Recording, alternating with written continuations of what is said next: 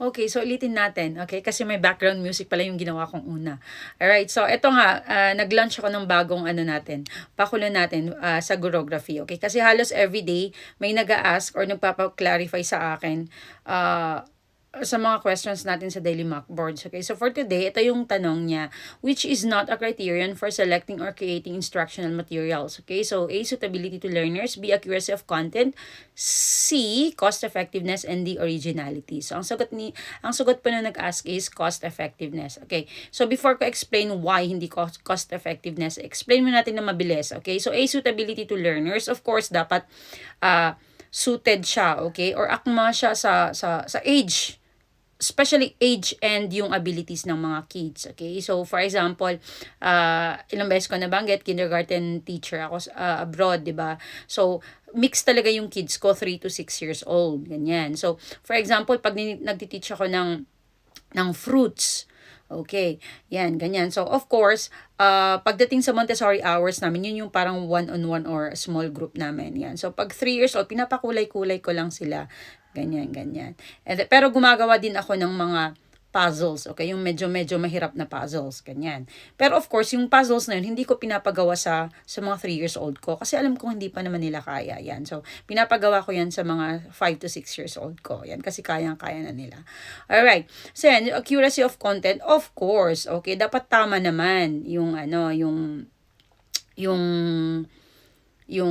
content, okay? For example,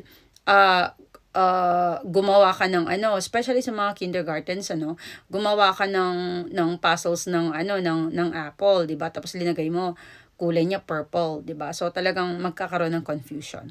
All right, okay. So ang sagot po niya is cost effectiveness. So, ano nga ba ang meaning ng cost effectiveness? Okay, so ibig sabihin is effective siya. Okay, practical siya. Okay? Pero hindi siya mahal. Okay? So hayaan mo na yung part na mahal na yan, okay?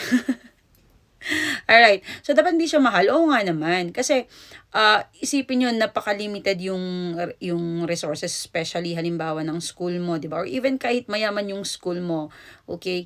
Alangan namang ilang instructional materials ba yung gagawin mo para mag-spend ka ng a lot of money, okay? Para sa iisang material, okay? Di ba?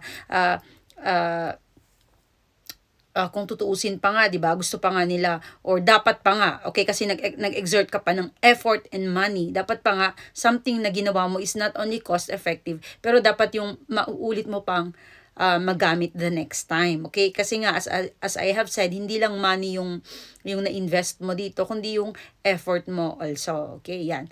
So, yung originality, I think medyo nakakalito lang to kasi parang dapat siguro ang nag-understand nang nag-ask sa akin ito, siguro lang is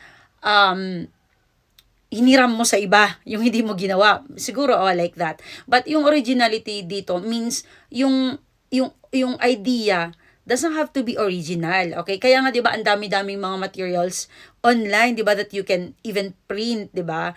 Yan. Kaya nga nagbabasa tayo ng halimbawa yung mga textbooks, 'di ba? Na andun yung mga ng mga instructional materials doon, 'di ba, that you can copy, 'di ba? So, 'yun po yung meaning ng originality.